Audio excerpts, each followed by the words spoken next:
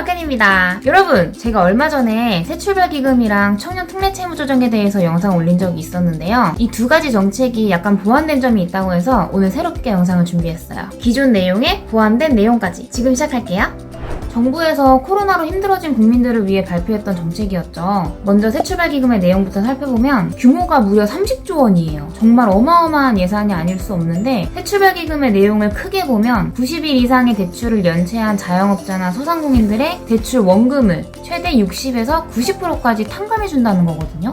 이 정책은 다시 생각해도 좀 놀라운 것 같아요. 보통은 저금리로 바꿔주거나 기간을 늘려주는 정도인데 대출 원금 자체를 깎아준다는 게 흔치는 않거든요. 그리고 연체는 안 했지만 조만간 연체할 가능성이 커 보이는 자영업자분들에게도 혜택이 있습니다. 90일 이상 연체했던 자영업자처럼 원금을 탕감해주진 않지만 고금리 부채의 금리를 조정해주거나 거치 기간을 준다든지 대출 기간을 늘려주는 등의 방법이 있다고 합니다.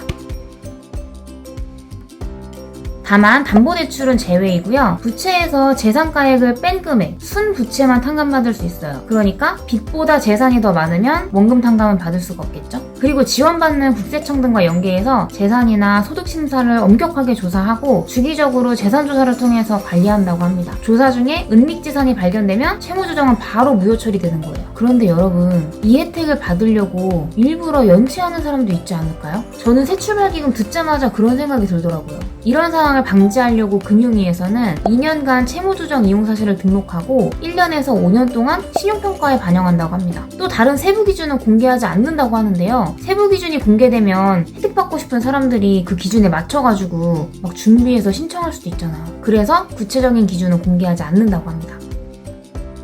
10월 중에 온라인 플랫폼이나 오프라인 현장 창구를 통해서 신청하실 수 있고요. 9월 중에는 별도의 콜센터를 만들어서 좀 더 상세한 안내와 상담을 지원할 계획이라고 합니다. 10월 중에는 신청 접수를 개시할 거라고 하니까 조금만 더 기다려보자고요.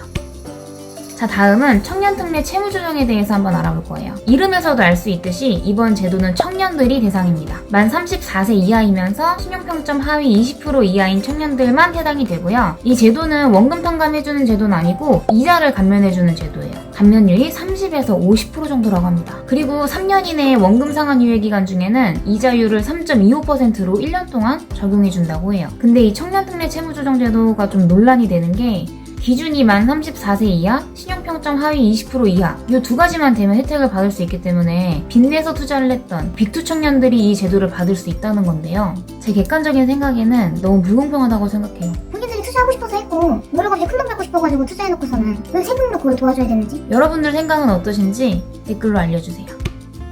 자, 오늘은 이렇게 두 가지 새로운 정책에 대해서 알아봤는데요. 도덕적인 문제나 원금 자체를 탕감해준다는 내용 때문에 논란인데 이 논란이 잦아들지는 더 지켜봐야 할 것 같습니다. 그럼 우리는 또 다음 영상에서 만나요. 안녕!